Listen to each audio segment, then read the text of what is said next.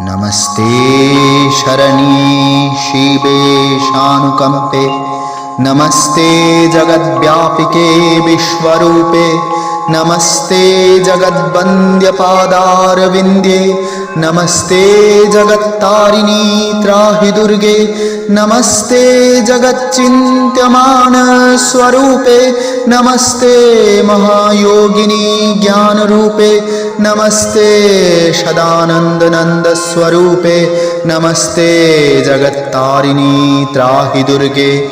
अनाथस्य दीनस्य तृष्णातुरस्य भयार्तस्य भीतस्य बन्धोस्य जन्तो त्वमेका गतिर्देवी निस्तारकर्तृ।